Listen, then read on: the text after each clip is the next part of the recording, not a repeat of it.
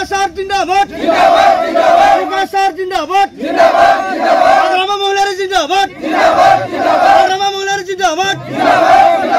Jai BPM. Jai BPM. गिबियाव जों समनि राबारू मुगानि थान्दै बिथांमोननि निउस चेनेलसिम आंनि गोसो गोरबोनिफ्राय हामलायना हरग्रोबाय। दा जों इउथ हिसाबै बिपिएफ हिसाबै जोङो गामि गामि आरो खामानिखौ गोख्रोङै मावगासिनो दङ। जोंहा फैबाय थानाय इलेक्सनाव जेरैबाबो जोंहा प्रकाश सारा जेरैबाबो देरहागोन बे 100% रोखाखासै। बेजों लोगोसे जोंहा इउपिपिएल आरो बिजेपि ओरै गुबुन मोननै दोलो थाबाय। बिथांमोननि अंखआथ' मिलायखाया जाहैबाय।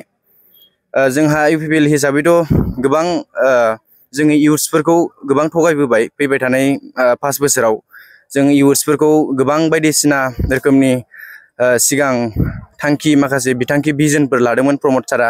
नाथाय बे मोनफ्रोमबो थांखिफोरखौ जों इउथ्सफोरनो दिनैसिम मोनसेबो मोजां रोखोमै जोंनो आसनिफोरखौ होनो हायाखै। दिनैसिम जोंनि गामियाव जोंनि बर' बिमाफोरा दिनै हाजिरा मावनानै जागासिनो दङ। जाय दिनै बर' बिमानि फिसाफोरा दिनै लेंग्रा सोरबा बेमारिफोर दङ। दिनै थाइसेबो बेमारिफोरनि थाखाय मुलि जानो 100-200 थाखा फैसा होनाय नुवाखै जों दिनैसिमबो। आरो जोंनि मेगनाव दङ दिनै आं दिनै गामि बेरायनानै नुयो। दिनै गोबां बेबायदि जोंनि समस्थियाव गोबां बेबायदि गोग्लैसोनाय हारि दिनैसिमबो थुरिनि न' नुगोन। आरो नोंसोरबो नुखादों जानो हागौ ओरै लामा सेर मोनसेबो मोजां न'खर गैया। सोरबा जानो थाखाय गावनि न'खरावनो सानफ्रामबो माइरं सेरसे सेरनै बायनानैसो जायो। बेखौ नुनानै जोङो बिराद जोंनि इउथ्सफोरा जों स्पेसियेलि गामि एरियायाव थानाय हिसाबै जों बिराद दुखु मोनो गोसो सिङाव।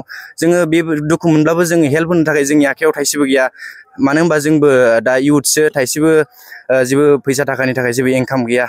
बेनि थाखाय जोङो इउपिपिएल हानजाखौ जोङो जेननायखौ रोखा नुहुरखाबाय। बेराफारसेनो ओरै बिजेपि जोंना मनरन्जन बिथाङा जोंहा फैसा रानथिंगासिनो दङ। अब्लाबो बे जोंनि थाखाय जेबो इफेक्ट नङा। बिथाङा 4500 बिसिनि बारा भट मोननाय नङा आरो बेखिनि।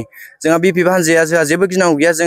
जोंनि रायजोफोरा जोंनि लाइमोनफोरा गासिबो खौसेथिनो दङ। आरो जोंहा फैबाय थानाय समाव जोंहा प्रकाश सारानो जोंहा देरहानाया बे 100% रोखाखा आरो बेनोसै।